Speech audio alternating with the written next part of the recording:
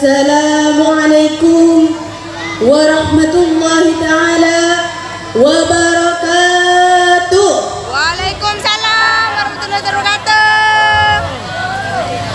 Bismillahirrahmanirrahim. Alhamdulillah. Alhamdulillahi rabbil alamin. Wabihi nasta'in wa ala umuri dunya waddin. Wassalatu wassalamu ala asrafil anbiya'i wal mursalin Sayyidina Muhammadin wa ala alihi wa sahbihi ajma'in, amma ba'du. Hadratal mukarramin, para alim, para ulama, para wa'uhussu bidzikri, keluarga besar madrasah Nahdlatul Tullab wa ahli baitihi alladzi sami'na wa ta'na. Pertama-tama, marilah kita panjatkan puja dan puji syukur kehadirat Allah Subhanahu wa ta'ala, yang mana Allah telah memberikan rahmat serta taufiknya kepada kita semua sehingga kita bisa berkumpul pada malam hari ini. Kedua kalinya, salawat beserta salam semoga tetap tercurah limpahkan kehadiran junjungan kita Nabi besar Muhammad sallallahu alaihi wasallam. Allahumma shalli ala Muhammad. Yang mana beliau telah membawa kita dari alam kegelapan menuju alam terang benderang, yakni adanya Islam dan iman. Karena sebab beliau kita bisa tahu yang mana yang halal dan yang mana yang haram. Dan semoga kita dikumpulkan dengan orang-orang yang soleh. Amin ya rabbal alamin. Pada malam hari ini saya akan menyampaikan pidato yang bertemakan mengenal Nabi Muhammad sallallahu alaihi wasallam. Alladzina atainahumul kitab, orang-orang Yahudi, ya'rifunahu kama ya'rifuna abna'ahum. Mereka mengenal Nabi Muhammad sallallahu alaihi wasallam sama seperti mereka mengenal anak kandung mereka sendiri. Andai terjadi satu musibah, hilang wajah anak, maka ibu dan ayah tahu. Mengenali anaknya hanya dari ujung jemari tangannya, hanya dari tapak kakinya. Ini adalah anak saya. Tapi ada yang lebih hebat lagi pengenalannya. Siapa itu? Bani Israel mengenal Nabi Muhammad sallallahu alaihi wasallam sebagaimana mereka mengenal anak kandung mereka sendiri. Lalu kemudian masuk Islamlah seorang Yahudi namanya Qusay. Setelah masuk Islam namanya berubah menjadi Abdullah. Nama ayahnya Salam, Abdullah bin Salam. Orang Islam datang bertanya, wahai Abdullah bin Salam. Ya, dalam Al-Quran dikatakan orang Yahudi itu mengenal Nabi Muhammad sallallahu alaihi wasallam seperti mengenal anaknya sendiri. Apakah betul engkau mengenal Nabi Muhammad seperti engkau mengenal anakmu sendiri? Abdullah bin Salam menjawab, aku lebih kenal Muhammad daripada anakku sendiri. Aku lebih yakin dia Nabi daripada anakku itu anakku. Kenapa demikian?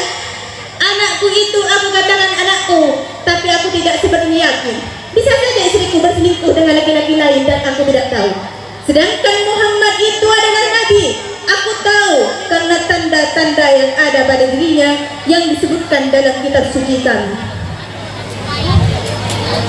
Itulah mengapa ketika sahabat menyambut ramai-ramai di kota Madinah, berawalnya nama kota itu Yasrib, kota banyak penyakit, banyak kuman, banyak wabah. Derabah Nabi namanya menjadi Al-Madinah, kota Al-Munawwarah berkilau cahaya. Mengintip-intip Abdullah bin Salam dari celah-celah rumah dan pokok kurma. Lalu kemudian setelah itu dia yakin seyakin-yakinnya bahwa ini bukan Nabi palsu, dia bukan pembohong dan bukan penipu.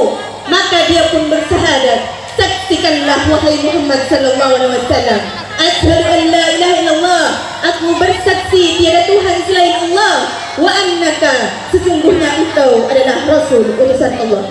Tidak mengherankan kalau Abdullah bin Salam masuk Islam setelah Nabi hijrah kota Al-Madinah Al-Munawwarah. Ketika itu umur Nabi 53 tahun. Dia dapat wahyu umur 40 tahun. 13 tahun berdakwah. 40 tambah 13, 53 tahun umurnya. Maka tak dapat dibantah. Memanglah wajahnya terlihat tanda-tanda kenabian. Tapi ada yang lebih hebat lagi daripada Abdullah bin Salam. Siapa dia? Bahira. Bahira seorang pendeta tidak pernah keluar dari Som'ah tempat dia beribadah. Sampai suatu hari dia lihat ada anak kecil bernaung, berlindung di ujung atap di tempat ibadahnya. Biasa, makanannya diantar ke dalam, pakaiannya diantar. Pada hari itu dia keluar dan dia bertanya kepada Abu Thalib, "Ya rajul, wahai laki-laki, siapa anak kecil ini?" Abu Thalib menjawab, ini anakku." Apa kata Bahira? "Kalau benar kitab yang kubaca, anak ini anak yatim. Ayahnya sudah meninggal ketika dia 2 bulan dalam kandungan." Heran Abu Thalib, "Dari mana kau tahu?" "Begitu tanda-tanda yang kulihat. Aku melihat ada awan yang menaunginya dari tadi. Aku melihat ada pokok kayu yang bersimpuh sujud. Aku melihat ada batu yang bersujud.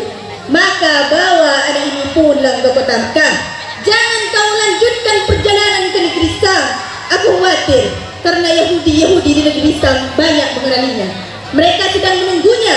Mereka ingin nabi terakhir itu datang dari keturunan Yakub. Ternyata yang hadir ini dari keturunan Ismail. Mereka menanti anak cucu Ishak.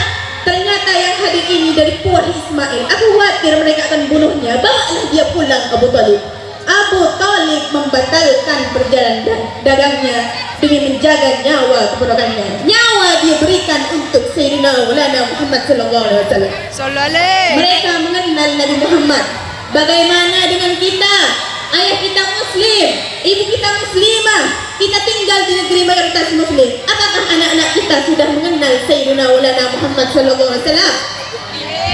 Pergilah ke toko buku, belilah buku sejarah Nabi supaya anak kita nanti membacanya. Andai kita tidak sanggup membacakannya, undanglah ustaz ke rumah. Sebagaimana dulu kita mengundang ustaz untuk mengayun anak kita saat dia akikah marhaban. Sebagaimana dulu kita mengundang pak tua menikahkan anak kita, kita undang dia untuk mengenalkan Nabi Muhammad sallallahu alaihi wasallam. Bacakan 2-3 baris satu paragraf supaya nanti kita ditanya di akhirat, "Pernahkah engkau kenalkan anakmu dengan Nabi?" Aku tidak mengenalnya karena aku tidak berilmu, tapi aku datangkan orang yang alim untuk bercerita tentang Nabi Muhammad SAW. Karena kita tidak diakui kalau kita tidak menyebut namanya. Jangankan kita, nenek moyang kita Adam alaihissalam tidak diterima taubatnya kalau tidak menyebut nama Muhammad SAW. Nabi Adam nabi yang pertama, Nabi Muhammad nabi yang terakhir.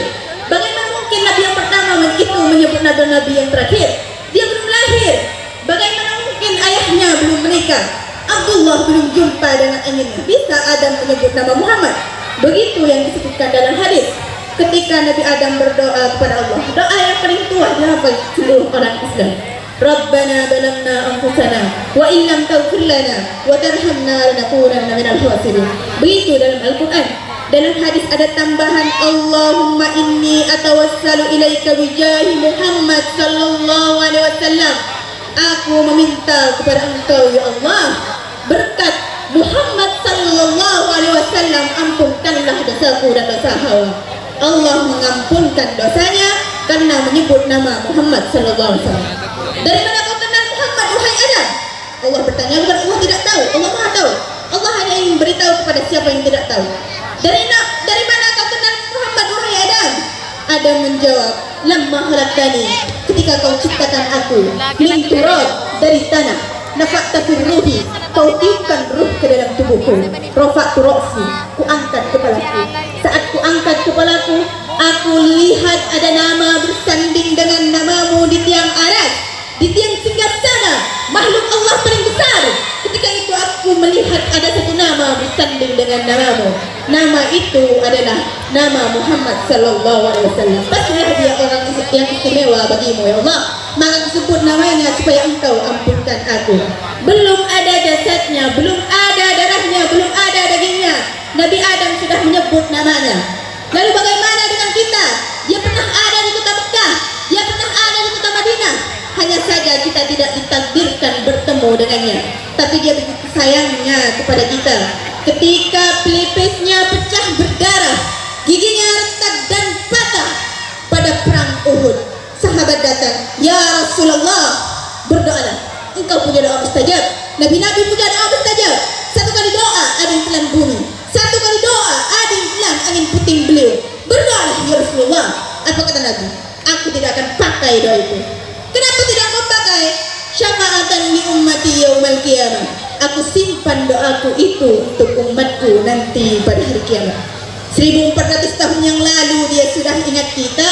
1400 tahun yang lalu dia sayang kepada kita. Belum lagi jumpa ya kita dengan ibu kita. Dia sudah simpan doa itu untuk kita nanti pada hari kiamat. Apa yang kita lakukan untuk dia? Tak layak mata kita melihat dia. Mata kita penuh dengan dosa. Tak layak tangan kita bersalaman dengan dia. Tangan kita penuh dengan perbuatan maksiat dan dosa. Tapi dia memikirkan kita. Pernahkah kita memikirkan dia? Pernahkah kita memperjuangkan syariatnya? Pernahkah kita makmurkan masjid warisannya? Dia tidak meninggalkan istana yang megah, kursi dan emas. Dia hanya meninggalkan warisan masjid. Orang yang makmurkan masjid bukti cinta kepada Rasulullah sallallahu alaihi wasallam. Dia meninggalkan Al-Qur'an. Sudahkah kita meninggalkan anak-anak yang pandai membaca Al-Qur'an? Pedulikah kita pada guru-guru mengaji di desa terpencil? Kita akan ditanya di hadapan Allah. Yang punya kuasaan, pernahkah kau tolong syariat Nabi Muhammad dengan kuasaanmu? Yang punya harta, pernah kau tolong agama Nabi Muhammad ini dengan hartamu? Yang sudah melakukan, bersyukurlah diakui sebagai umat Nabi Muhammad sallallahu alaihi wasallam. Ketika Nabi mengatakan, simpan doaku itu untuk umatku di akhir zaman. Kita memang umat terakhir, badan kita paling kecil, umur kita paling pendek, tapi kita lebih dulu masuk ke dalam surga. Sampai Nabi Ibrahim pun ingin menjadi umat Nabi Muhammad. Nabi Musa ingin menjadi umat Nabi Muhammad.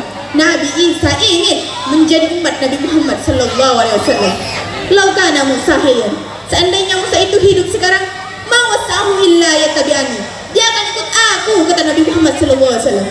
Kita di akhir zaman ditakdirkan Allah hidup. Jarak kita dengan dia 1444 tahun. Itu bukan kehinaan, itu kemuliaan. Ketika Nabi tegak di atas mimbar, apa kata Nabi? Aku melihat ada telaga.